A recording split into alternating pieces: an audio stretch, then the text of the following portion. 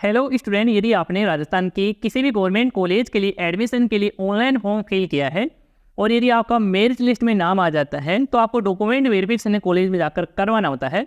तो उस समय आपसे जाति प्रमाण पत्र है, कास्ट सर्टिफिकेट है, वो आपसे मांगा जाता है।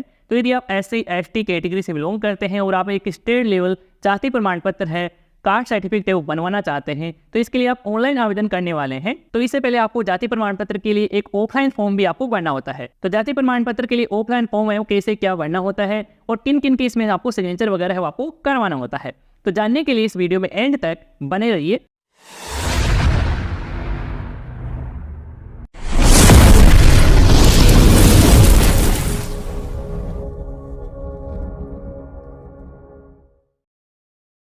स्टूडेंट, सबसे पहले तो आपको इस जाति प्रमाण पत्र के आवेदन फॉर्म को डाउनलोड करना होगा। तो डाउनलोड करने के लिए इस वीडियो के डिस्क्रिप्शन पार्ट में इसका जो लिंक है वो दिया गया है। तो उस लिंक पर क्लिक करेंगे तो आपके मोबाइल फ़ोन में ये PDF फाइल है वो डाउनलोड हो जाएगी। इसके बाद में आपको अपने नज़दीकी कंप्यूटर शॉप पर जाकर इस फॉर्म का प्रिंट आउट है वो निकलवा कर ले आएंगे।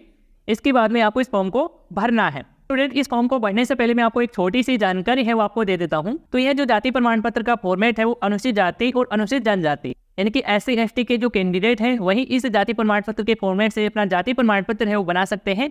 और यदि आप SC/ST कैटेगरी के अलावा किसी अदर कैटेगरी से बिलोंग करते हैं तो आपको जाति प्रमाण पत्र का दूसरा जो फॉर्मेट है वो आपको डाउनलोड करना होगा। तो आपने जान लिया होगा। तो आप इस फॉर्म को भरते हैं। तो फॉर्म को भरने के लिए सबसे पहले तो आपको कैंडिडेट का पासपोर्ट साइज में फोटो है वो यहाँ पर आपको चिपकाना है, जिसके लिए आप जाति प्रमाण पत्र के लिए आवेदन कर रहे हैं। इसके बाद आपका जो परिवार का जो जन आधार कार्ड नंबर है वो यहाँ पर आपको दर्ज करना है।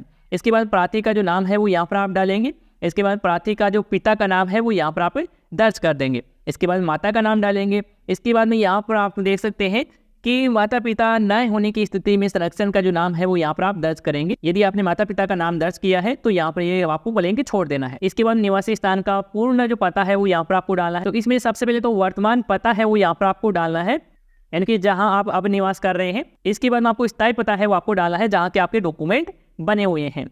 इसके बाद आपको अपना गांव का नाम है, शहर का नाम है वो यहाँ पर आप दर्ज करेंगे। तहसील कहाँ की लगती है वो यहाँ पर डालेंगे। जिला का नाम डालेंगे। राज्य है वो आप राजस्थान लिखेंगे। इसके बाद में आपका परिवार राजस्थान का मूल निवासी है तो यहाँ पर हाँ का चयन करेंगे। इसके बाद प्रार्थी की जो जन्म दिनांक है वो यहाँ पर आपको दर्ज करना होगा। इसके बाद जन्म स्थान डालेंगे। उम्र है वो क्या है वो यहाँ पर आप दर्ज करेंगे।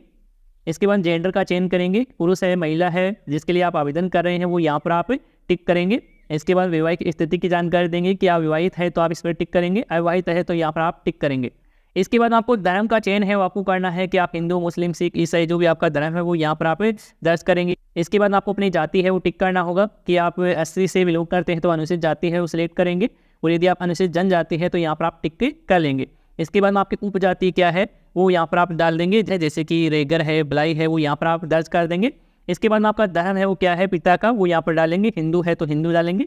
इसके बाद जाति है वो यहाँ पर आप डाल देंगे पिता की। इसके बाद उपजाति भी आपको पिता की यहाँ पर आपको दर्ज करना होगा। इसके बाद में यहाँ पर आप देख सकते हैं कि प्रार्थी ने शिक्षा, व्यवसाय आदि में किस जाति धर्म का अंकन कर रखा है, तो यहाँ पर आपको अपनी जाति और धर्म है वो यहाँ पर आपको डाल देना है। इसके बाद में आपको प्रार्थी का जो मोबाइल नंबर है वो यहाँ पर आपको दर्ज करना होगा। नीचे की तरफ आएंगे तो यहाँ पर आपको आवेदक का जो सिग्नेचर है यानी कि प्रार्थी का ही सिग्नेचर है वो यहाँ पर आपको करवा लेना है। इसके बाद यहाँ पर दिनांक डालेंगे और स्थान है वो यहाँ पर आप दर्ज कर देंगे। तो ये आप सिग्नेचर करवा लेते हैं। इसके बाद में आपका जाति प्रमाण पत्र का फर्स्ट पेज है वो कंप्लीट हो जाता है। नीचे की तरफ आएंगे तो यहाँ पर आपको गवाहों के लिए यहाँ पर आपको दिया गया है। तो आप जिस भी गवर्नमेंट कर्मचारी से आप सिग्नेचर वगैरह है, मोहर वगैरह लगवाएं, उनसे ही ये जानकारी यहाँ पर आपको फिल करवाना है। आपको अपने द्वारा ये जानकारी फिल नहीं करना है, नहीं तो आपको फॉर्म फिर से आपको भरना होगा। तो इसमें गवाह में आप किसी 2 सरकारी कर्मचारी यानी कि टीचर के आप करवा सकते हैं, जैसे कि यहाँ पर आप दोनों के टीचर के करवा लेंगे या फिर आप एक सरपंच के करवा लेंगे और एक टीचर के करवा लेंगे। तो यहाँ पर आप जो भी किसी भी गवर्नमेंट कर्मचारी से सिग्नेचर वगैरह है, मोहर वगैरह लगवाए, उसे आपको अपनी फोटो पर भी आपको एक मोहर है वो आपको लगवा लेना है, इन दोनों में से एक से। इसके बाद नीचे की तरफ आएंगे तो यहाँ पर आपको शपथ पत्र है वो देखने को मिल जाता है। तो शपथ पत्र में यहाँ पर आपकी एज यदि आपकी 18 साल से ज़्यादा है तो आप अपने द्वारा ही ये शपथ पत्र भरेंगे, और यदि आपकी 18 साल से एज कम है तो आपको अपने पिता के द्वारा या फिर माता के द्वारा आपको भरना होगा। तो यदि आपकी एज 18 साल से ऊपर है तो यहाँ पर आपको सबसे पहले अपना नाम डालना है। इसके बाद अपना पिता का नाम डालेंगे, निवास डालेंगे, शहर का नाम है, तहसील डालेंगे और जिला है वो यहाँ पर आप दर्ज कर देंगे। ये जानकारी दर्ज कर देने के बाद आपको अपने सिग्नेचर है वो आपको कर देना है। और यदि आपकी 18 साल से उम्र कम है और पिता के द्वारा शपथ पत्र भरा जा रहा है तो पिता के ही सिग्नेचर है वो यहाँ पर आपको करवाना है। इसके बाद आप नीचे की तरफ आएंगे तो यहाँ पर आपको पटवारी की जो सिग्नेचर वगैरह है वो यहाँ पर आपको करवानी होगी। तो आप अपनी ग्राम पंचायत में जा सकते हैं, वहाँ पर आपको पटवारी है वो मिल जाएगा, वहाँ से आप ये सिग्नेचर वगैरह है जाति प्रमाण पत्र में करवा लेंगे और ये जो जानकारी है वहाँ से ही फिल की जाएगी। आपको इसमें कुछ दर्ज नहीं करना है। तो यहाँ पर आप पटवारी के सिग्नेचर वगैरह भी करवा लेते हैं। इसके बाद में आपका जाति प्रमाण पत्र का जो फॉर्म है वो कंप्लीट हो जाता है। तो आप जाति प्रमाण पत्र के लिए ऑफलाइन फॉर्म है वो भर देते हैं। इसके बाद में आपको इस फॉर्म के साथ अपने डॉक्यूमेंट वगैरह है वो भी आपको अटैच करना होगा। तो डॉक्यूमेंट में सबसे पहले आपका जो दस्तावेज रहेगा वो आधार कार्ड है। आधार कार्ड की आप फोटोकॉपी लगाएं, सभी प्रमाणित भी करें, यानी कि उस फोटोकॉपी पर आपको अपने सिग्नेचर भी आपको करना है। इसके बाद में दूसरा जो डॉक्यूमेंट रहेगा वो राशन कार्ड है। आप अपना राशन कार्ड लगा सकते हैं या फिर आप फैमिली का भी राशन कार्ड लगा सकते हैं। इसके बाद में आपको अपना जन आधार कार्ड, यदि आपका जन आधार कार्ड बना हुआ है आपकी फैमिली का, तो वो आप जन आधार कार्ड आप लगा देंगे।